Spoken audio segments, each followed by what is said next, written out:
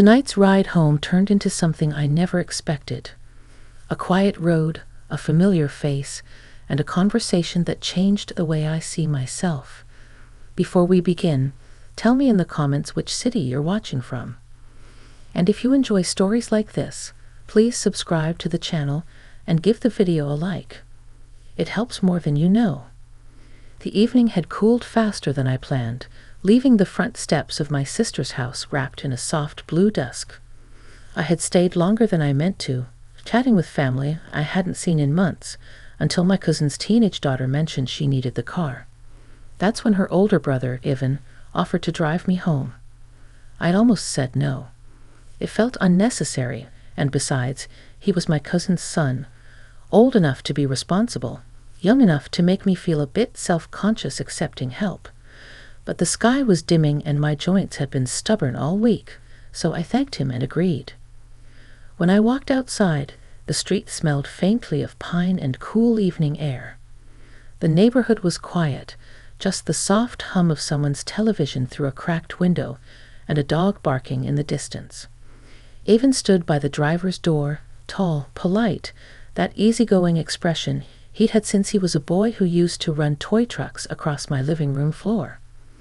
But now he was a grown man, somewhere in his late 20s, and though the years had changed him, he still carried that calm steadiness I remembered. I settled into the passenger seat, grateful for the cushion of warmth from the heater he'd already turned on. As he pulled away from the curb, we talked the way relatives often do, lightly, politely, about work, about his new place on the edge of town, about how quickly the year had gone by. His voice filled the car, comfortable and unhurried, and I found myself relaxing for the first time all week. The road stretched ahead of us in a soft ribbon of gold from the streetlights. Trees leaned over the pavement, their branches shifting in the evening breeze. Every now and then, Ivan glanced my way, not in a prying way, but with that thoughtful attentiveness I'd forgotten younger people could have. It made the space inside the car feel safe, almost like a pause in the ordinary rush of life. Somewhere near the old elementary school, he asked how I'd been doing. Really doing, not the polite answer I usually gave. The kind of question that stops you, especially when asked so quietly you know it comes from a sincere place. I hesitated. I wasn't used to someone younger asking me something that carried weight. But the glow from the dashboard lights made everything feel gentler, like the inside of the car had become its own little world. So I answered. I told him I'd been feeling the years more than usual, that life didn't look quite the way I imagined it would at this age, and that sometimes I wondered if I'd missed a few turns along the way. My voice surprised me, steady but honest in a way I hadn't expected. He listened, not the kind of listening where someone waits to respond, but the kind where they sit with you, giving you room to breathe. It almost startled me how much that mattered. Most people my age are busy, distracted, worn thin by their own responsibilities. But here he was, offering attention without judgment. As we drove past the lake, the reflection of streetlights shimmered on the water like scattered coins. Ivan finally spoke, telling me that when he was younger, he always admired how I carried myself, how I seemed strong even on days that clearly weren't easy. He said it in such a natural tone, as if it were simply a fact he'd been waiting for the right moment to share. I didn't know what to say at first. Compliments like that hit differently when you haven't received one in a while. And maybe it wasn't the words themselves, but the sincerity behind them, the unexpected kindness at a time when I'd almost forgotten what genuine encouragement felt like. The car turned onto Maple Ridge Road, the final stretch to my house, and an unspoken shift settled over the space between us. Not romantic, not inappropriate, just a quiet understanding, the kind that forms when two people finally see each other beyond family titles or polite expectations. By the time we pulled into my driveway, I felt lighter, as if someone had lifted a weight I didn't realize I was carrying. Ivan put the car in park, but didn't rush to say goodbye. Instead, he waited a moment, giving me time to gather myself. The porch light cast a soft glow across the hood, and for a second, the world felt still. I thanked him, not just for the ride, but for listening, for noticing, for giving me a rare moment of connection in a life that often moved too fast. He smiled in that quiet, steady way of his and told me I wasn't alone, not nearly as much as I thought. When I stepped out of the car, the cool night air brushed against my skin, and I realized something inside me had shifted, ever so slightly. Not dramatically, not suddenly, but enough to leave me wondering what this unexpected conversation would mean in the days to come. The next morning arrived with a thin layer of fog resting over the yard, soft enough to blur the edges of the world. I sat at the kitchen table with my coffee, the steam rising in slow curls, and my mind drifted back to the drive from the night before.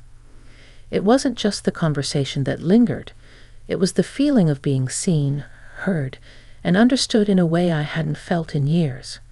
I kept replaying small moments, the way he listened so carefully, the thoughtful pause before he spoke, the gentle steadiness in his voice. To my surprise, I realized I was smiling. I tried to brush it off as simple gratitude. After all, plenty of people have meaningful conversations without attaching anything more to them. But something about the way my chest warmed at the memory felt different, quieter but deeper, like an old part of myself waking up. Around midday, my phone buzzed. A message. Seeing Evan's name on the screen made me sit up straighter, though I wasn't sure why. He had written, "Hope you got home all right last night. If you need anything today, let me know. I'm nearby running errands." Such a simple text, polite, nothing unusual. Still, my fingers hovered over the screen longer than they should have before I typed back, "Thank you again for the ride. I'm doing fine today. Hope your errands go smoothly." I set the phone aside, but it didn't stay quiet for long. A moment later, another message appeared. "I enjoyed talking with you. Didn't get the chance to say that last night." I exhaled slowly.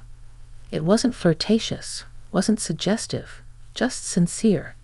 And yet it touched something inside me, a place I hadn't tended to in a long while. I typed back, choosing my words carefully. I enjoyed it too. It was nice to have a real conversation for once.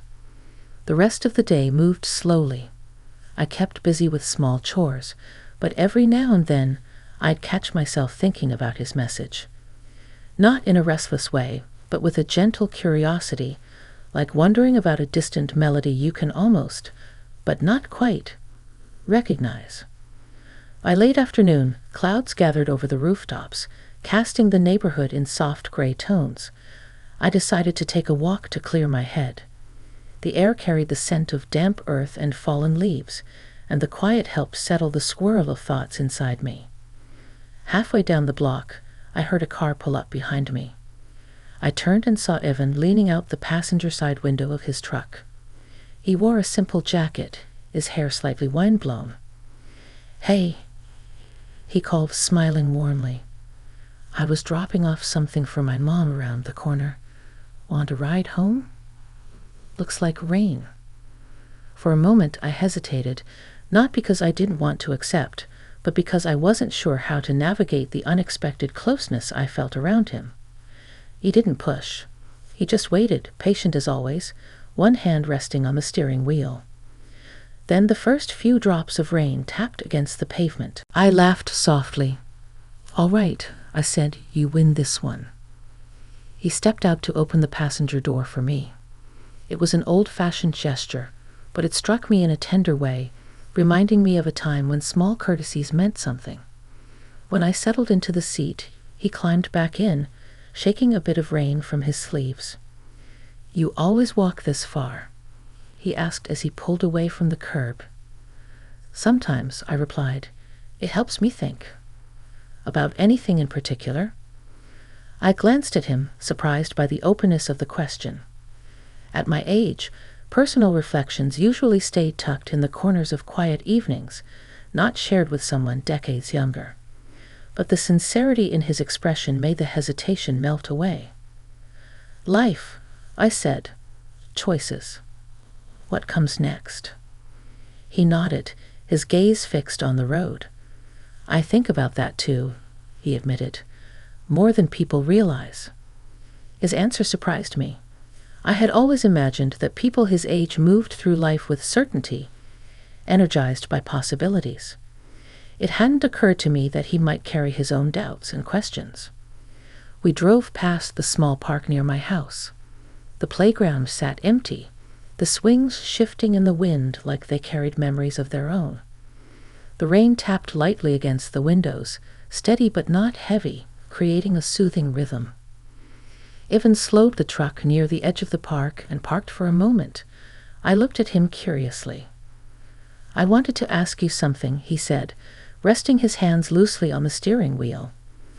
"Last night, when you talked about feeling like you'd missed a few turns, did you mean that you feel stuck or just uncertain?" The depth of the question caught me off guard. Most people avoid topics like that, afraid they'll step into something too personal. But he asked without pressure, giving me the choice to share or to hold back. I let out a quiet breath. A little of both, I suppose.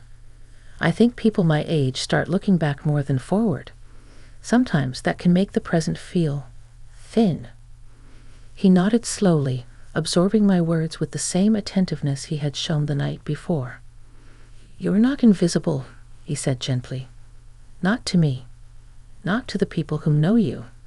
I hope you don't forget that." The sincerity hit harder than he probably realized. It wasn't emotional in a dramatic sense, but it reached a place inside me that had gone quiet over the years. A simple affirmation, yet profoundly grounding. I turned toward the window for a moment, watching the rain carve lines down the glass. The world outside looked softened, hazy, as though giving me a moment of privacy to gather myself. When I looked back at him, I found him watching me, not intensely, not expectantly, just with a quiet respect that made the moment feel safe. "Thank you," I whispered. "I don't hear that often." "I figured maybe you should," he replied. The rain slowed as he drove me the rest of the way home. When we reached my driveway, neither of us moved at first. The soft patter of water against the roof filled the quiet, and the space between us felt charged with something undefined but undeniably meaningful. Not romantic, not suggestive, just a deepening connection, unexpected, steady, and somehow exactly what I hadn't known I needed. Before I stepped out, he said, "If you ever want someone to talk to, I'm around. You don't have to go through everything alone." I thanked him again, my voice steadier now. The rain had stopped completely, leaving the world washed clean and glistening. As I walked up the driveway, I felt that same subtle shift from the night before, only now it had grown clearer, like a quiet invitation to rediscover a part of myself I'd long set aside. The next few days passed quietly, though my thoughts didn't follow the same calm pattern. They kept circling back to the moments in the truck, the sincerity in Ivan's voice, and the way his words seemed to settle into places of my heart that had been untouched for years. Not in a romantic or inappropriate way, simply a human way, a caring way. The kind of connection that reminds you you're still part of the living world. On Thursday evening, I found myself rearranging books in the living room, an unnecessary task that kept my hands busy while my mind drifted. Outside, a warm glow settled over the neighborhood, the late-day sun turning the sky into soft shades of peach and gold. I paused at the window, watching as the light caught the tops of the trees, outlining them in gentle brilliance. Then my phone rang. Ivan's name appeared on the screen. I hesitated for a moment, not because I didn't want to talk to him, but because something about his call stirred a quiet shift in me. A reminder that connection could arrive unexpectedly, even in a season of life when you think surprises are behind you. I answered. "Hello." "Hi," he said, his voice warm but slightly tentative. "Sorry to bother you this evening. I'm making dinner for my mom, and I'm driving past your street. Thought I'd check in and see how you're doing." His thoughtfulness struck me again. Simple, gentle, without pressure. "I'm doing all right," I replied. just keeping busy with the usual things. Well, he said, I was wondering, would you like to take a short walk? The weather's nice, and I've got some time before I need to be home. A walk. Something so ordinary, yet the idea felt comforting. It wasn't an invitation filled with any hidden meaning. It was just companionship, a rare, grounding kind. Yes, I said after a moment. A walk sounds nice. I'll be there in 5 minutes, he replied. When I stepped outside, the air was soft and cool, carrying the scent of fresh grass and distant wood smoke. Evan approached from the corner, his stride relaxed, hands in his jacket pockets. The moment he saw me, he offered a warm smile, not exaggerated, just genuine. Good evening, he greeted. Good evening, I echoed. We started down the sidewalk at an easy pace. The neighborhood was quiet except for a few birds settling into the branches and the faint hum of a lawnmower somewhere far off. The sky overhead dimmed gradually, deepening into a muted lavender. So, he said lightly, how's your week been? Uneventful, I admitted, but peaceful. I've been thinking a lot. About the same things? He asked gently. I nodded. Yes. It's strange how a simple conversation can open doors you'd forgotten were in the house. He chuckled softly at that. I know exactly what you mean. We passed the corner where the old maple tree stood, its branches stretching wide like an old guardian. Someone had placed a bench beneath it years ago, and that's where we paused, as though drawn to the familiar comfort of the spot. We sat, leaving a respectful distance between us. The bench creaked under our weight, and for a moment we simply listened to the quiet evening settling around us. You know, he began, his tone thoughtful, I think people underestimate how important it is to really talk. Not just small talk, but honest thoughts. Most of us are carrying things we don't say aloud. I suppose that's true, I replied, and I guess at a certain age, you start believing your thoughts aren't worth sharing anymore, or that people won't really listen. He turned to me, his expression warm. I listen, and I think you have more to say than you give yourself credit for. His words settled over me like a soft blanket, comforting, steady, not overwhelming. The sun dipped lower, casting long shadows that stretched across the quiet street. After a moment, I asked, what about you? You said you think about life more than people realize. What did you mean? He looked up toward the trees, considering. I think I've always been a reflective person. People assume younger adults don't worry about direction or purpose, but I do. I've been trying to figure out where I'm headed and what kind of person I want to be. There was a sincerity in his admission that touched me deeply. Not because of the age difference, but because of the vulnerability it required. And what have you figured out so far? I asked softly. He smiled, faint but genuine. That I want to be someone who pays attention, someone who shows up for people, someone who doesn't take connections for granted. His words made my throat tighten slightly, not with sadness, but with recognition. It had been so long since someone spoke with such directness, such earnestness. I think you already are that kind of person, I murmured. He looked at me then not intensely, but with a warmth that felt like being gently held in place. A kind of grounding presence. Thank you, he said quietly. The sky above darkened into a deep blue sprinkled with the first hints of stars. The evening breeze picked up, brushing past us in a cool whisper. We should head back, I said after a while. It's getting late. We stood and began walking again, side by side. Our steps fell into an easy rhythm, neither of us rushing.